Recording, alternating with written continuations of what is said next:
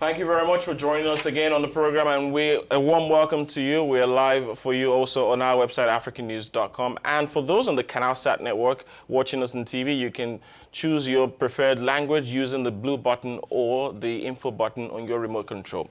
Now, let's start with a damning report by Amnesty International released yesterday. Several civilians have been killed by powerful missiles from U.S. forces, so the group says.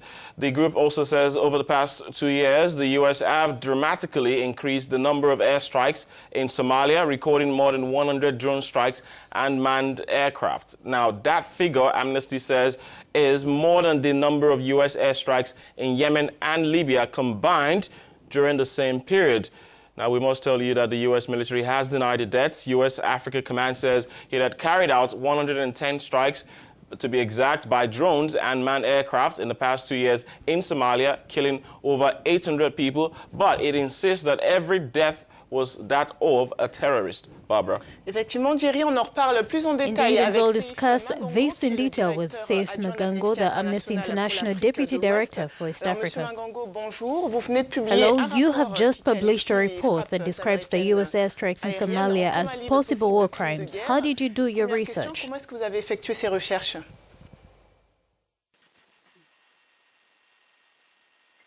Well, we have assessed the situation really to the extent that we can, and we've seen that there's been an increase in airstrikes in the last 2 years. It has increased up by 3 times. So since President Trump designated this place an area of active hostility, there has been many airstrikes compared to 2 years ago. The interviews we conducted gave us a lot of information with regard to how many people have been killed, civilians particularly speaking. So at least 14 civilians have been killed in 2 years, and there has been an increase of airstrikes. So the American government is saying that they haven't killed any civilians. So they say of all the strikes that they've had, many of which they admit to, they've not killed not even one civilian, and our evidence shows the contrary. So if you say that your conclusions were made after interviews with victims, their families, and from satellite images, but going by this, what do you think should be the next step of action?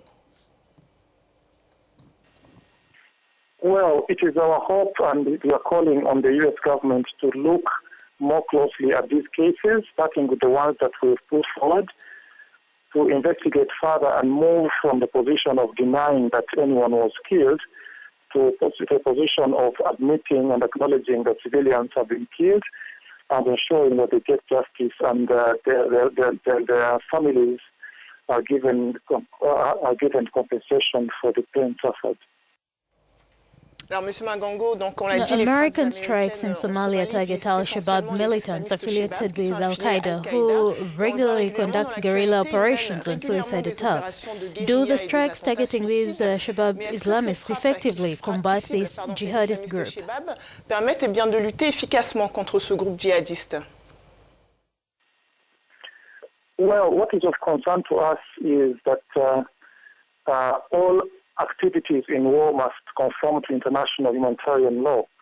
So international humanitarian law forbids the killing of civilians in armed conflict, and the U.S. government has to ensure that the civilians are not killed, and where they are killed by accident, justice is done, and those who kill them are held to account, and the victims and their families get access to reparations, including being given compensation for the loss of lives. We hope that the American government and the Somali government can ensure that people's lives, civilians, are not killed in conflict, and to take all measures to ensure that that is the case, that they only engage combatants and don't kill civilians. And then where civilians are killed, there is redress, and the civilians have a way to report casualties of their relatives and their loved ones, and that the justice is done in the end.